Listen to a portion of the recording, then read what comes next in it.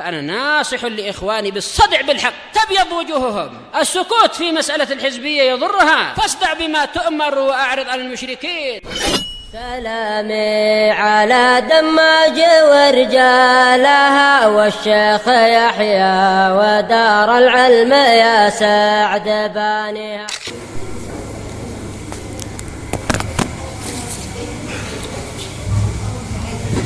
Bismillahirrahmanirrahim. Alhamdulillah nahmaduhu wa nasta'inuhu wa nastaghfiruh wa na'udzu billahi min shururi anfusina wa min sayyiati a'malina. May yahdihillahu fala mudilla lahu wa may yudlil fala hadiya lahu.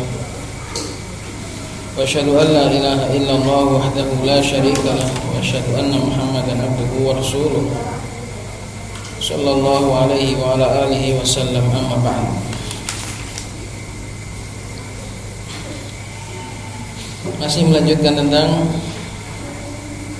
keburukan-keburukan yang didapat dari pemilu.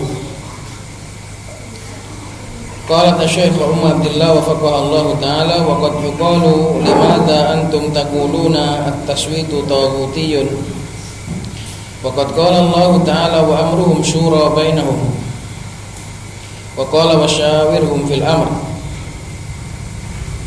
Dan kadang dikatakan oleh mereka, kenapa antum mengatakan voting itu adalah perkaranya taghut, padahal Allah Subhanahu wa taala mengatakan dan perkaranya kaum muslimin adalah dimusyawarahkan di tengah-tengah mereka. Maknanya mereka mengklaim bahwasannya voting itu adalah bagian daripada musyawarah. Kok bisa antum katakan taghuti wahai ahlussunnah? Padahal voting bagian dari musyawarah dan Allah memerintahkan kaum muslimin untuk bermusyawarah. Allah berfirman wasyawirhum, dan ajaklah mereka musyawarah wahai Nabi Muhammad fil amr, dalam urusanmu. Wasyawirhum fil amr, ini perintah dari Allah Subhanahu wa taala kepada Nabi Muhammad untuk mengajak kaum muslimin bermusyawarah. Wa Umar radhiyallahu ta'ala anhu ja'ala al-khilafata fi sittah. Demikian juga mereka berdalil Umar Ibn Khattab radhiyallahu ta'ala anhu menjadikan khalifah setelah beliau memasrahkan pada 6 orang. Fi sittah ja'ala al-khilafata fi sittah, maknanya memasrahkan urusan khilafah kepada 6 orang. Wa amarahum an yatasyawaru fima bainahum manil ladzi takunu lahul khilafatu minhum. Dan Umar memerintahkan mereka untuk musyawarah di antara mereka, siapa yang menjadi pemimpin, siapa yang kekuasaan itu nanti bagi dia dari 6 orang tadi. Ini adalah syubhat yang menyamakan antara musyawarah dengan sistem voting. Fal jawabu, maka jawaban dari syubhat ini adalah annana la namna'u syura bain ahli al-halli wal aqdi. Kita tidaklah melarang untuk bermusyawarah antara ahlul halli wal aqdi. Ahlul halli wal aqdi ini adalah lembaga khusus untuk pemilihan atau lembaga khusus untuk permusyawaratan. Ini ahlul halli wal aqdi adalah, kalau bahasa gampangnya adalah DPR. Tapi ahlul halli wal aqdi ini disyaratkan dari orang yang memiliki ilmu agama dan juga memiliki ilmu dunia. Orang-orang yang berakal, orang-orang yang faham. Itu namanya ahlul halli wal aqdi. Lembaga al-hal wal aqd untuk memecahkan suatu masalah. Al-halli wal aqdi mengakatkan untuk memutuskan suatu perkara, itu namanya ahlul halli wal aqd. Jadi kalau musyawarah antara orang-orang yang faham, enggak apa-apa, itu islami. Kalau musyawarah antara orang-orang yang faham, itu islami. Tapi kalau voting beda. Apakah voting itu hanya orang-orang yang faham saja? Bukan, semua orang diajak, semua manusia diajak, bahkan kata Syekh Mukbil, seandainya binatang ternak itu bisa memberikan suara, mereka juga akan diajak ikut nyoblos. Itu Syekh Mukbil mengatakan demikian. Seandainya binatang itu mereka bisa memberikan suara, niscaya mereka juga akan diajak.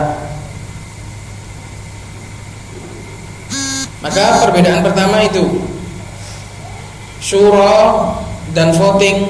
Syura itu ada rembukan, ada musyawarah, ada tukar pendapat. Kalau voting sudah murni cuma ngambil suara saja, hanya absen. Kamu ikut siapa, hanya main absen, hanya ngitung. Perbedaan yang kedua, syura dilakukan oleh orang-orang yang berkompeten, oleh orang-orang yang memiliki kapasitas.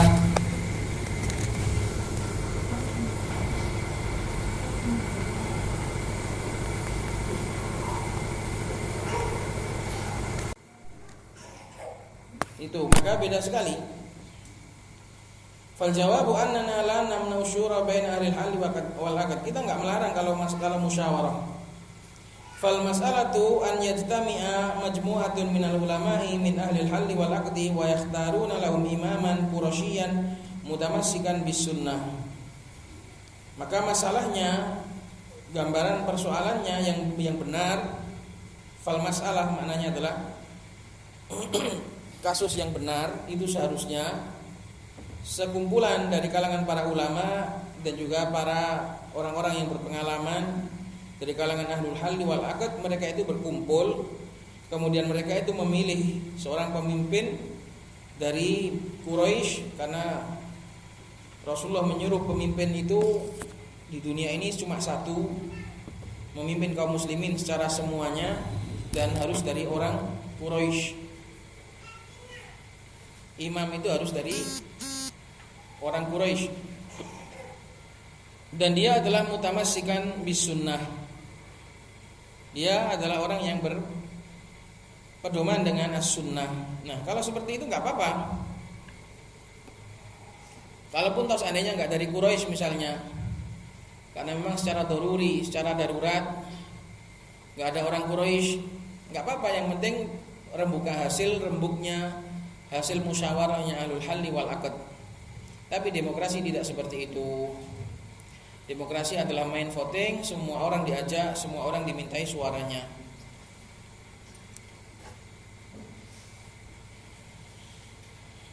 Maka beda, jangan sampai menyamakan antara voting dengan musyawarah, jelas beda jauh.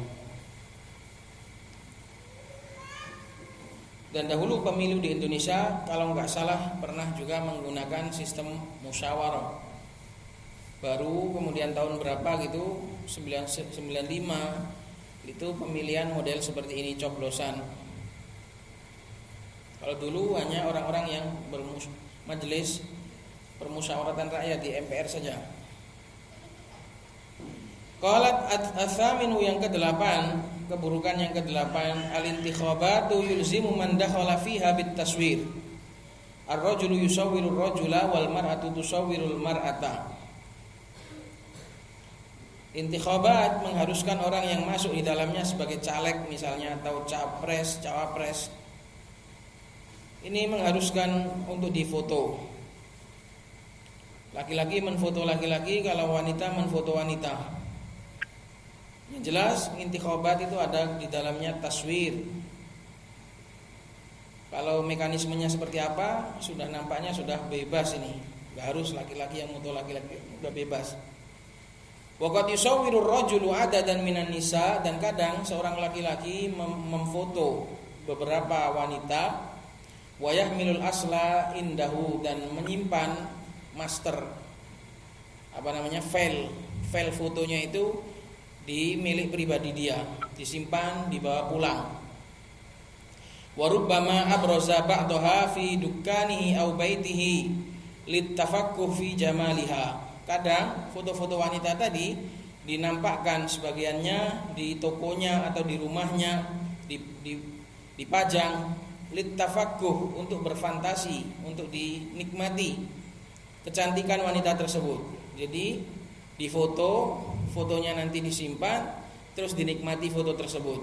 Makanya bahayanya wanita yang mengumbar fotonya, mengumbar auratnya di media sosial, nanti bisa disimpan laki-laki terus dipakai hal-hal yang tidak benar, dibuat berfantasi ria di dalam kesendiriannya, maka nggak boleh. Waqad syahida adadun minan nasi bidzalik, dan sudah bersaksi ada beberapa orang bersaksi atas hal itu. Wa taswiru dawatil arwahi muharramun, sedangkan foto hukumnya, foto gambar bernyawa hukumnya adalah haram. Rawah Syaikhani, setelah ini akan membawakan hadis-hadis tentang haramnya gambar. Rawah Syaikhani fi sahihaihima min hadits Abi Hurairah radhiyallahu taala anhu annahu qala qala Rasulullah sallallahu alaihi wasallam qala Allah taala wa man adlamu mimman dhahaba yakhluqu ka khalqi falyakhluqu dzarratan aw yakhluqu habbatan aw yakhluqu sya'iratan.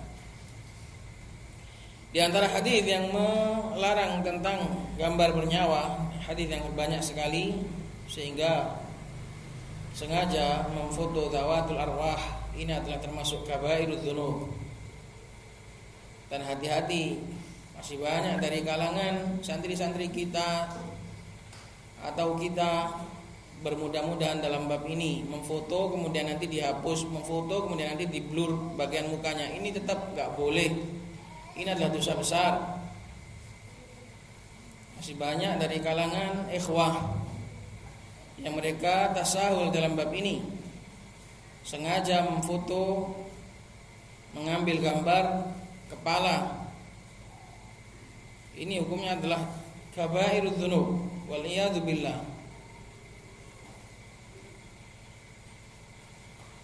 Maka hati-hati. Qala Rasulullah sallallahu alaihi wasallam, qala Allah taala, Allah berkata, wa man adlamu mimman dhahaba yakhluqu ka khalqi. Dan siapakah yang lebih zalim dari orang yang dia itu berusaha menyerupai untuk menciptakan seperti ciptaanku, yaitu ciptaan yang maknanya di sini adalah ciptaan khusus, yaitu makhluk hidup. Loh, kenapa dibedakan? Kenapa kalau memfoto pohon kok boleh padahal pohon juga makhluknya Allah? Karena makhluk yang bernyawa, nyawa itu, roh itu adalah termasuk kekhususan hanya Allah yang bisa. Maka makhluk yang bernyawa ini memiliki kekhususan, sehingga orang yang berusaha menyerupai Allah di dalam menciptakan makhluk bernyawa ini terhitung sebagai mudhahah, sebagai berusaha membuat tandingan bagi Allah Subhanahu wa taala. Jadi kenapa kok dibedakan? Kalau gambar rumah kok boleh, gambar pohon kok boleh? Karena makhluk bernyawa itu memiliki kekhususan. Wa yas'alunaka 'anir ruh, qul ruhu min amri rabbi, wa ma utitu minal ilmi illa qalila. Makhluk bernyawa itu memang beda. Itu adalah perkara yang besar, sehingga orang yang berusaha menciptakan ciptaan makhluk bernyawa itu adalah terhitung sebagai mudhahah, sebagai tandingan bagi Allah Subhanahu wa taala, maka hukumnya haram. Itulah kenapa kalau menggambar bernyawa tidak boleh, kalau yang enggak bernyawa kok boleh.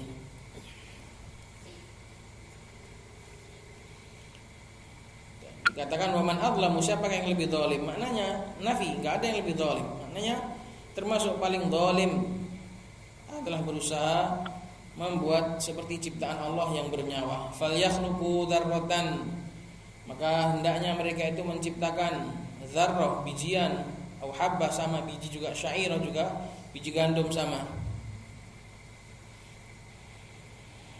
Jangan yang bernyawa.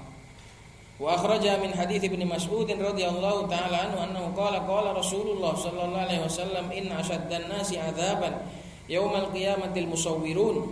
Sesungguhnya Rasulullah sallallahu alaihi wasallam bersabda, sesungguhnya manusia yang paling dahsyat siksaannya pada hari kiamat adalah orang para tukang gambar. Nasallallahu alaihi wasallam. Ini adalah ancaman yang sangat keras sekali. Sedangkan di zaman kita ini yang namanya gambar itu sudah enggak bisa dihindari. Di mana-mana gambar di dalam HP juga gambar semua, maka resikonya seorang yang memiliki HP Android itu pasti tiap hari pasti melakukan dosa itu. Makanya barang siapa yang bisa lepas dan menjauhkan dirinya dan juga keluarganya dari benda-benda tersebut, itu sungguh adalah kemerdekaan yang sesungguhnya. Dan kita insya Allah berazam, semoga Allah Subhanahu wa ta'ala berikan kita kecukupan tanpa harus butuh kepada benda-benda tersebut. Maka mulai tanamkan dalam diri ini untuk berazam melepaskan diri dari benda-benda yang di dalamnya pasti mengantarkan kepada dosa. Ini sudah gak bisa diingkari, sudah pasti sudah. Kalau kita membuka media-media sosial sudah gak mungkin bisa lepas dari gambar. Maka nastaghfirullah azza wa jal, dan semoga Allah Subhanahu wa ta'ala memberikan taufik dan juga i'anah bagi kita semua untuk melepaskan diri dari jeratan dosa seperti ini. Kadang adanya kebutuhan, tuntutan kebutuhan itu yang menjadi pertimbangan. Tapi bagi siapa yang bisa melepaskan diri dan memberikan kifayah, kecukupan tanpa harus itu semua, maka itulah sebuah kebahagiaan. Yang paling parahnya adalah para duat yang bukan malah berusaha menjauhkan manusia dari alat-alat seperti ini, bahkan mereka malah melariskan, menjadikan taklim-taklim mereka, kajian-kajian mereka justru malah difoto dan di video. Ini namanya bukan mengingkari, malah melariskan. Jadi bahayanya lebih besar. Pertama, berdakwah dengan perkara yang haram. Ini maksudnya bid'ah, perkara bid'ah. Mengajar atau berdakwah dengan alat-alat taswir itu bahayanya lebih besar daripada menggunakan alat taswir tadi untuk bermain-main. Karena yang bermain-main adalah maksiat. Tapi kalau sudah meyakini itu sebagai wasilah dakwah, itu adalah maksudnya perkara bid'ah. Maka bahaya sekali. Yang kedua, melariskan. Boro-boro alih-alih mengingkari dan menjauhkan kaum muslimin dari perkara-perkara tersebut, malah menyeret dan mempromosikan serta menarik kaum muslimin untuk masuk di dalam jeratan dosa-dosa tadi, waliyadzubillah. Maka ini yang paling parah dari kalangan para duat. Adapun keberadaan masyayikh ini bukan dalil. Kita dituntut oleh Allah untuk mengikuti dalil, bukan untuk mengikuti masyayikh.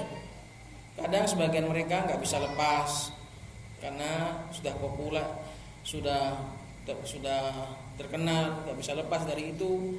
Mereka semua tidak bisa dijadikan dalil.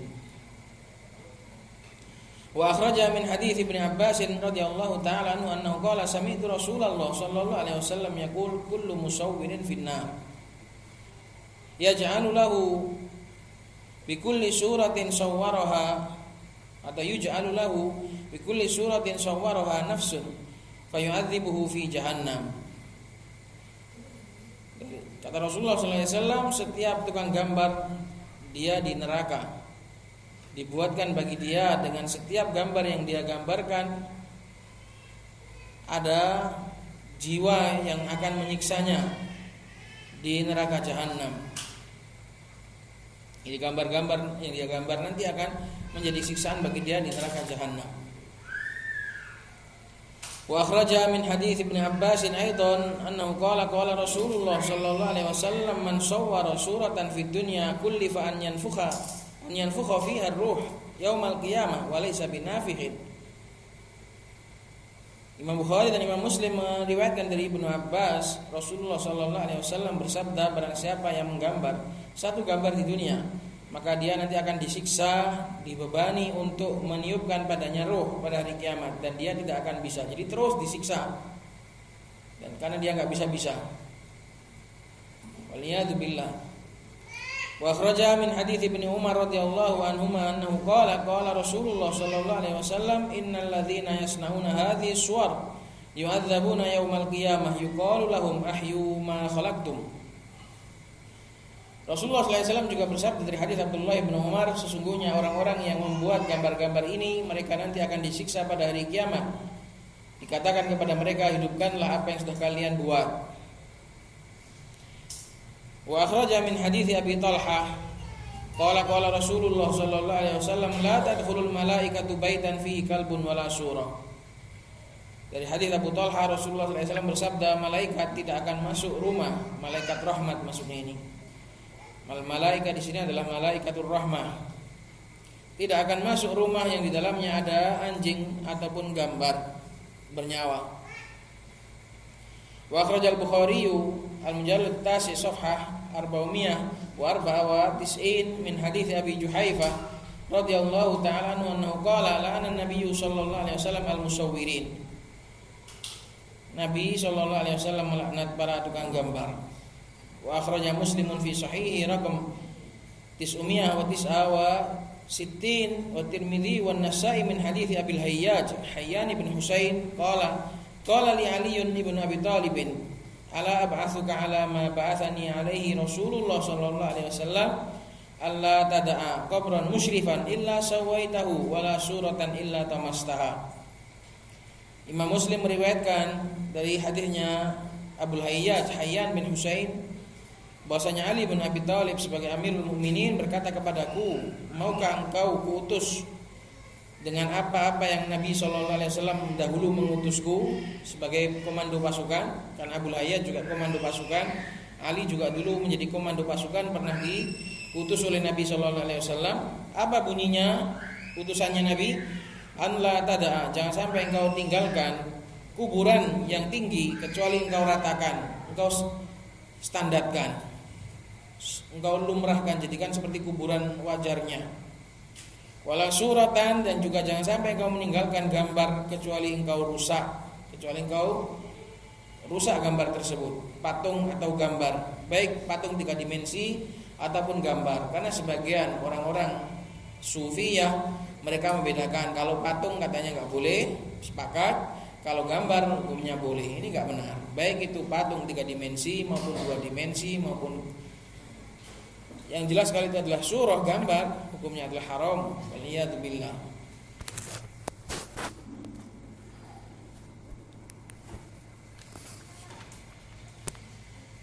Qala wa akhrajat Tirmidzi fi Jami' min hadits Abi Hurairah radhiyallahu ta'ala anhu qala Rasulullah sallallahu alaihi wasallam yakhruju unukun minan nar lahu aynani yubsiru bihima wa lahu udhunani yasma'u bihima wa lahu lisanun yatakallamu bih fayaqulu inni wukiltu bi thalathatin bi kulli jabbarin anidin wa man ja'ala ma'allahi ilahan akhar wa bil musawwirin.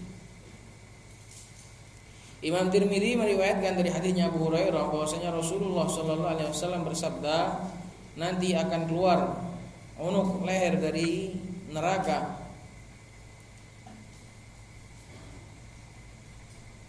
memiliki 2 mata yang bisa melihat, memiliki 2 telinga yang bisa mendengar, dan memiliki lisan yang bisa berbicara.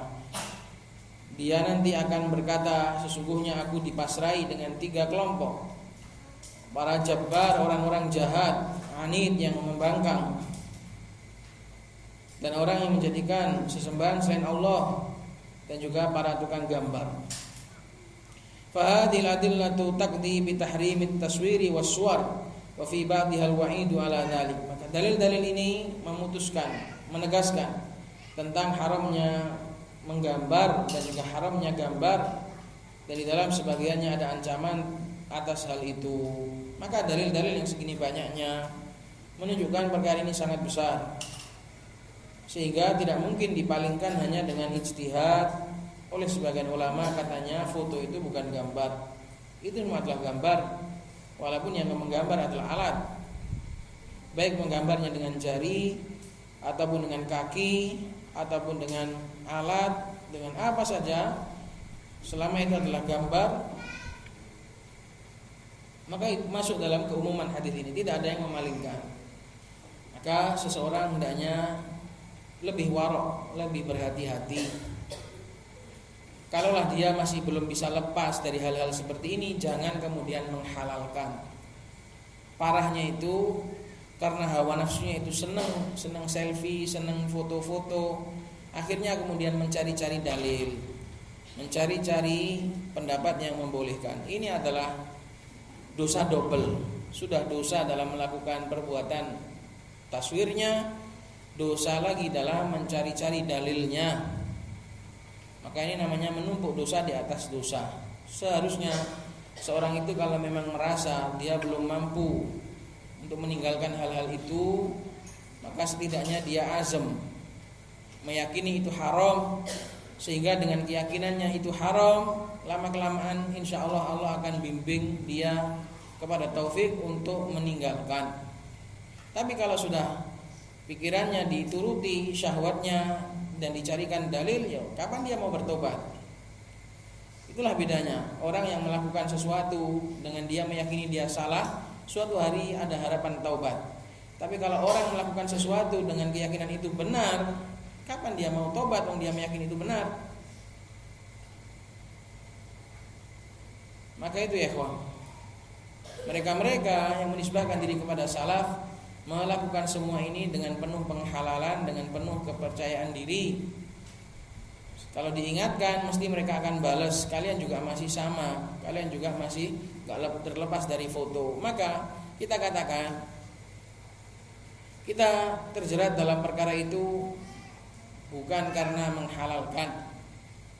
Kita meyakini semua itu adalah haram, dan semoga Allah Subhanahu wa taala bimbing kita untuk selamat dari perkara itu. Adapun kalian merusak agama, menjadikan orang yang enggak tahu tertipu, maka itu bahaya.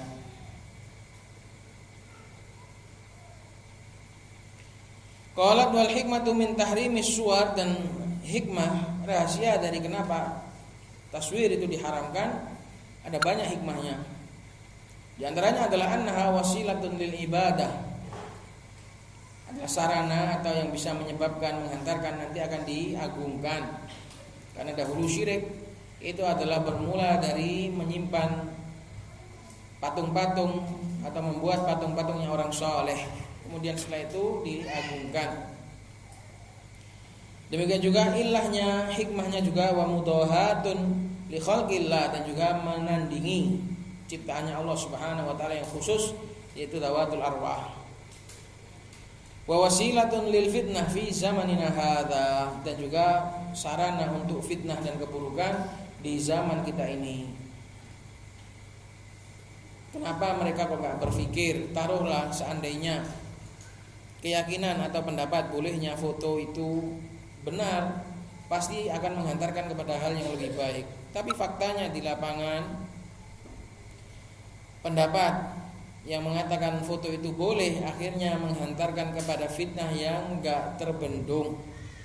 Bahkan foto atau gambar yang disepakati haram pun akhirnya terlanggar juga. Gambar-gambar kartun, gambar-gambar yang bukan foto, yang ulama mereka sendiri sepakat itu adalah enggak boleh, akhirnya tetap termakan juga, tetap terlampaui juga. Kenapa? Karena dampak dari lemahnya keyakinan.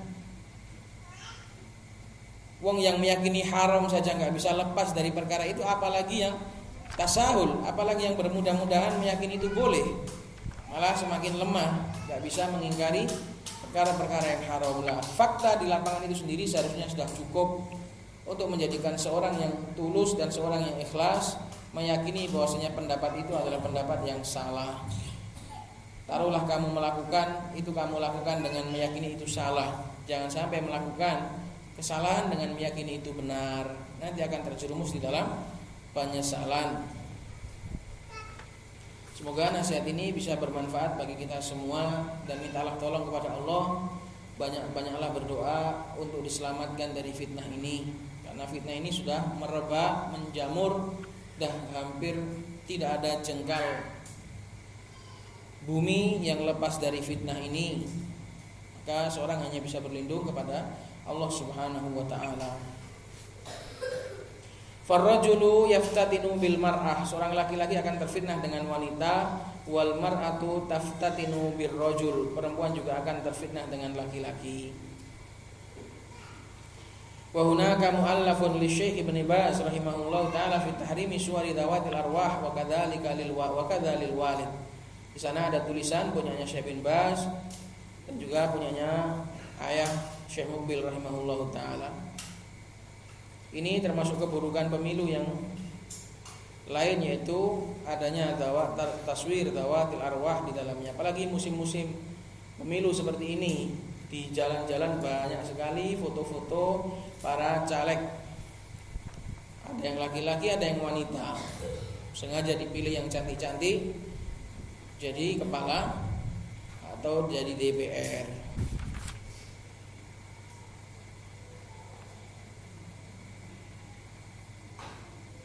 Kalau kita berjalan ke Paciran saja sudah enggak menghitung itu sudah berapa foto di pinggir jalan, foto-foto para caleg. Qalat nasallallahu salamu alafiyah. Qalat at-tasi'u, yang ke-9, fiha taswiyatul mar'ati birrijali wallahu azza wa jalla yaqulu wa laysa dzakaru kal untha. Dalam intikhabat, di dalam pemilu terdapat persamaan antara wanita dan laki-laki. Persamaan suara, persamaan hak, persamaan kedudukan, persamaan semuanya. Padahal Allah Subhanahu wa taala berfirman, dan tidaklah laki-laki itu sama seperti wanita. Wa yaqulu subhanahu fi man ja'ala lahul inatha wa lahumudz dzukura. Dan Allah Subhanahu wa taala berfirman tentang orang-orang yang mereka itu menjadikan bagi mereka menjadikan bagi Allah, ja'ala lahu kembali kepada Allah, yang menjadikan bagi Allah malaikatnya Allah itu perempuan, sedangkan mereka milih anak laki-laki. Walahum adzukur. Jadi mereka mengatakan malaikatnya Allah itu perempuan, tapi mereka sendiri nggak mau kalau punya anak perempuan, milihnya yang laki-laki. Lain namanya nggak adil. Tilka idan qismatun diza. Seperti itu namanya adalah pembagian yang diza, yang curang. Allah disematkan pada Allah yang wanita-wanita, malaikat katanya wanita, angel. Mereka milihnya yang laki-laki, namanya pembagian yang curang. Qismah, pembagian, diza artinya curang.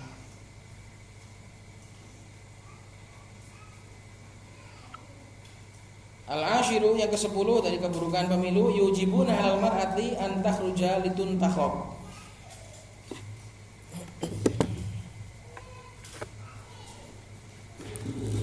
Mereka mewajibkan bagi seorang wanita untuk keluar supaya menjadi caleg, lituntakhab, untuk menjadi seorang yang dipilih. Wallahu azza wa jalla aujaba 'alal mar'ati al-qarara fi baitiha. Catatan kaki nomor 1, al-intikhabatu tubihul mar'ata an takuna ra'isatan aw waziratan aw nahwa dzalik minal mas'uliyat allati la takunu illa lirijal. Di dalam demokrasi, pemilu dan demokrasi membolehkan wanita itu untuk menjadi pemimpin, menjadi menteri, atau semisal itu dari jabatan-jabatan yang enggak boleh kecuali untuk laki-laki. Wa hadza muharramun fi syar'ina, dan seperti ini adalah haram hukumnya dalam syariat kita. Fa fi sahih al-Bukhari min hadits Abi Bakrah radhiyallahu taala anhu qala Rasulullah sallallahu alaihi wasallam lan yufliha qaumun wallau amruhum imra'ah. Dalam Sahih Al-Bukhari dari hadisnya Abu Bakrah, Rasulullah sallallahu alaihi wasallam bersabda, tidak akan beruntung suatu kaum yang mereka memasrahkan urusannya kepada seorang wanita, menjadikan pemimpin wanita. Ini adalah sebab keterpurukan. Makanya mimpin rumah tangga juga jangan wanita. Kalau ada sebuah rumah tangga yang dibawahi oleh wanita, ini namanya rumah tangga yang enggak beres. Maka para ummahat, sadarlah diri dan taulah kedudukan kalian masing-masing. Kalian itu hanyalah para wanita yang kurang akalnya dan kurang agamanya. Maka sepatutnya ndang nurut sampai bojo-bojone. Karena nanti akan terpuruk rumah tangga yang hanya menuruti wanita, terpuruk. Namanya wanita kurang akal dan agamanya, hanya mengandalkan perasaan. hanya mengandalkan ego, dirinya yang dipenuhi dengan semak belukar ego, bagaimana mungkin mau dijadikan sebagai pemimpin? Fa fi sahihaini min hadits Abi Sa'id Al-Khudri radhiyallahu taala anhu qala kharaja Rasulullah sallallahu alaihi wasallam fi adha aw fitr ila al-musalla famarra 'ala an-nisa'i faqala ya ma'syaran nisa'i tasaddaqna. Dalam sahihain dari hadis Abi Sa'id Al-Khudri, beliau bercerita Rasulullah pernah keluar pada hari Idul Adha atau Idul Fitr. Rawinya lupa. Ke tempat sholat, famarra 'alan nisa, maka beliau melewati para wanita dan mengatakan, wahai segenap kaum wanita, bersedekahlah kalian, fa inni uridukunna, karena sungguhnya aku diperlihatkan kalian adalah sebagai aktsar ahlin nar, mayoritas penduduk neraka. Maka para wanita hendaknya membebaskan dirinya dari neraka dengan cara sedekah. Sedekah sehari 1.000, sehari 2.000, tidak apa-apa, yang penting terus sedekah untuk menebus, membeli. Ojo sopi ae, tuku nang sopi ae. Nggih sopi gak ono dodol awakmu, tuku nang awakmu dhewe iku lho, teko adab Allah Subhanahu wa taala. Belilah dirimu dari adab Allah Subhanahu wa taala. Jangan belanja aja di pasar, supermarket. Belilah dirimu, bebaskanlah dirimu dari adab Allah Subhanahu wa taala. Jangan hanya memikir belanjaan. Kapan kamu beli diri sendiri? Jadi nanti bilang ya ke kawan-kawannya, kok belanja terus? Kapan beli diri sendiri loh, kapan? Beli diri sendiri kapan? Kita beli diri kita ini dari adab Allah Subhanahu wa taala. Maka jangan lupa sedekah tiap hari ya. Walaupun dengan nasi 1 bungkus, sedekah dengan 1 bungkus kerupuk, sedekah, semua itu adalah termasuk menebus diri dari adab Allah Subhanahu wa taala. Nas'alullah min fadli.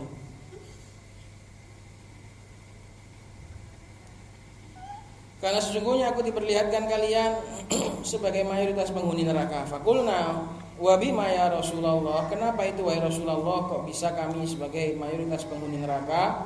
Qala tukfirnal la'na, kalian itu banyak sekali mencela. Wanita itu kalau sudah emosi, kalau sudah enggak seneng, jarahnya itu bisa 1 buku, 1 jilid, bikin jarah, bikin celaan, bikin umpatan, itu 1 buku. Wa takfurnal asyirah, dan kalian mengkufuri nikmat, mengkufuri nikmatnya suami. Mengkufuri nikmat suami ini bukan hanya dengan cara tidak mengakui kebaikannya, bukan. Mengkufuri nikmat suami itu ya punya suami yang baik gak dimanfaatkan, punya suami yang ngajak taklim, yang mengajak untuk belajar, yang mengajak untuk baik, tidak dimanfaatkan, tidak dituruti. Itu juga termasuk kufrul isyron, kufrul asyir. Ma ra'aitu min naqisati aqlin wa dinin, kata Nabi sallallahu alaihi wasallam, aku tidaklah melihat dari orang-orang yang kurang akal dan juga agamanya, yang lebih adhab, yang lebih menghilangkan lilubir rajul, terhadap hati seorang laki-laki, al-hazim, yang kuat. Tidak ada yang lebih mematikan para laki-laki daripada min ihdakuna, daripada kalian ini wahai para wanita. Jadi kalian itu lemah, tapi laki-laki lebih lemah di hadapan kalian. Inilah uniknya, wanita itu akan bisa mengalahkan laki-laki. Maka wanita itu harus sadar, kita sebagai wanita itu harus sadar, kita itu kurang akalnya, kurang agamanya. Kalau seandainya kurang salah satunya masih bisa ditolong. Orang itu kalau kurang akalnya tapi agamanya bagus, masih mending. Gak seberapa cerdas, gak seberapa paham, tapi punya takwa yang kuat, mending. Masih goblok tapi bertakwa. Atau sebaliknya, agamanya gak seberapa kuat tapi akalnya kuat, itu pun masih bermanfaat. Seperti para penguasa, kata Syekhul Islam, Gak apa-apa agamanya gak seberapa kuat, yang penting ilmu dunianya, paham tentang kekuasaan dan paham tentang siasat, ini masih mending. Lah ini loh, wanita itu dua-duanya kurang, akalnya kurang, kecerdikannya kurang, mandang perkaranya itu kurang ke depan, semuanya serba kurang, terus ketakwaannya juga kurang apa meneh terusan. Maka seharusnya bagi seorang wanita untuk menyadari kadar dirinya, hendaknya menjadikan urusannya itu kepada laki-laki. Jangan berusaha memutuskan dengan dirinya sendiri. Dia harus sadar dia itu kurang akal dan juga agamanya. Seharusnya nurut, dibonceng di belakang laki-laki. Aku wis pasrah Mas, sampean bonceng nandi wae wis manut. Harusnya gitu. Nek wis percaya mek sopire. Iki gak ndek mburi, manggon ndek mburi ngatur. Budek supire sampean.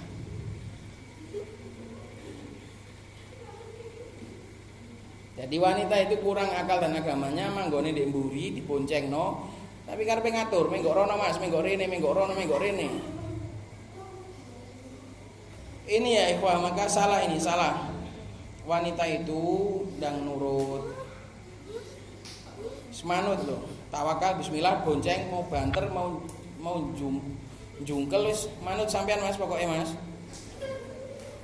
Aku wis pasrah mbek sampean Mas. Harusnya gitu ya, Pak. Betul. Ini ndak guyon, ini bener ini.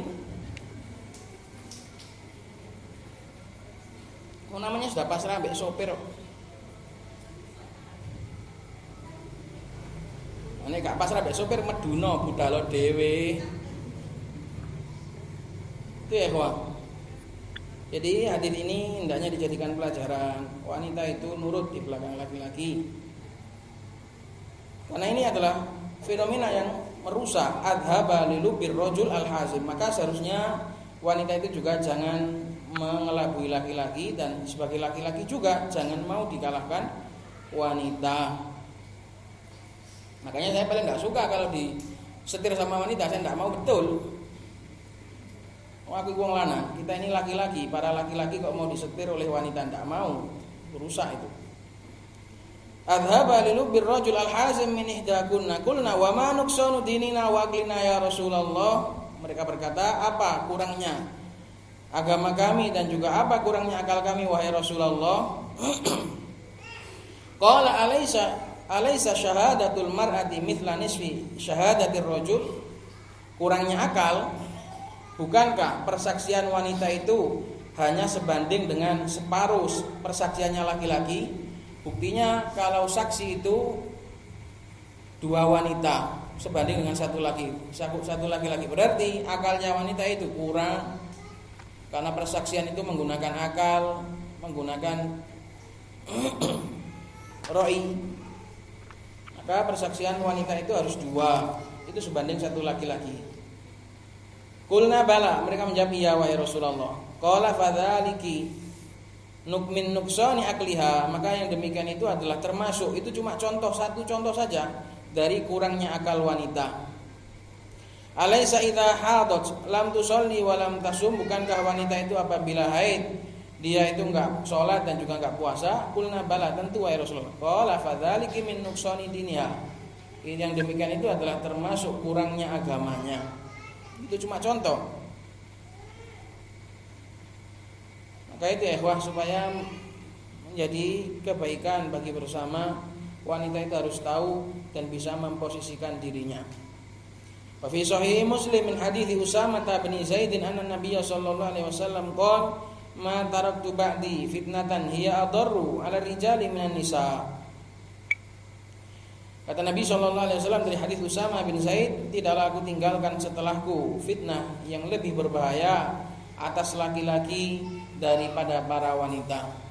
Fitnahnya laki-laki ya wis remuke wong lanang ya wanita itu pokoknya. Titik lemahnya laki-laki itu ya pada wanita. Jangan sekali-kali menyerang laki-laki dengan wanita, menggunakan senjata wanita, itu sudah titik lemahnya sudah. Qalat walasna namna'u khurujal mar'ati min baitiha li hajatiha. Kembali lagi kepada masalah khobat. Dan kita tidaklah menghalangi keluarnya wanita dari rumahnya untuk kebutuhannya. Fa inna syar'a qad abaha lahal khuruja li hajatiha, karena sungguhnya syariat telah membolehkan bagi wanita untuk keluar demi mencari kebutuhannya. Hukumnya tetap boleh. Tapi urusannya kepada kita masing-masing, apakah kita keluar itu dengan tujuan yang benar, apakah tujuannya itu salah. Qala Allah Ta'ala fi sya'ni ibnatai ar-rajul as-salih. Allah Subhanahu wa taala berfirman tentang keadaan dua putrinya mertuanya Nabi Musa alaihi salatu wassalam, ar-rajul as-salih, orang Madian. Wa wajada min dunihim imra'ataini tazudan. Dan Nabi Musa mendapatkan selain mereka, selain orang-orang yang berkerumun di sumur itu, ada dua wanita yang sedang tazudan, yang sedang menggiring.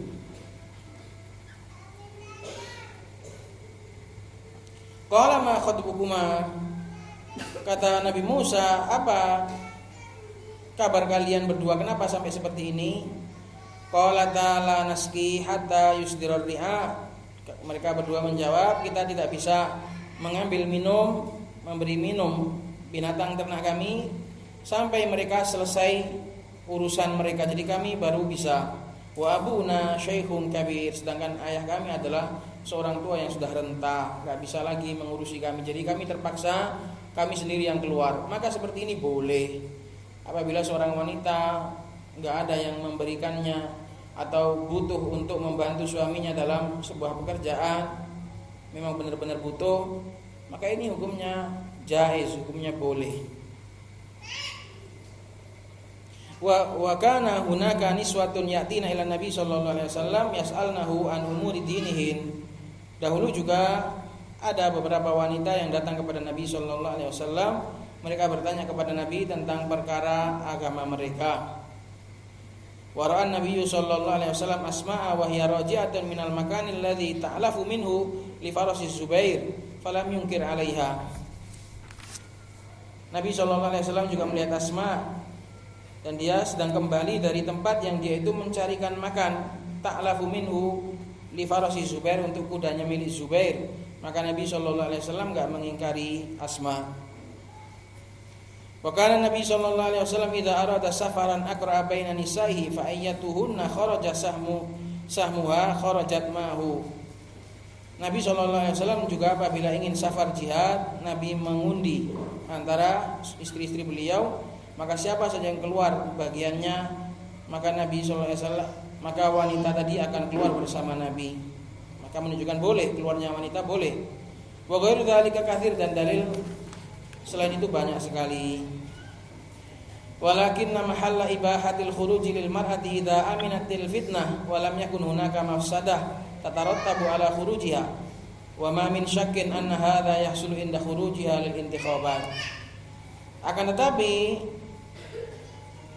tempat dibolehkannya atau bolehnya keluarnya wanita itu adalah disyaratkan apabila aman dari fitnah dan tidak ada bahaya yang ditimbulkan dari keluarnya wanita tadi. Dan tentu tanpa diragukan fitnah dan juga bahaya ini yahsulu inda khurujiha lil intikhabat, akan terhasilkan dari keluarnya wanita untuk kepemilihan umum.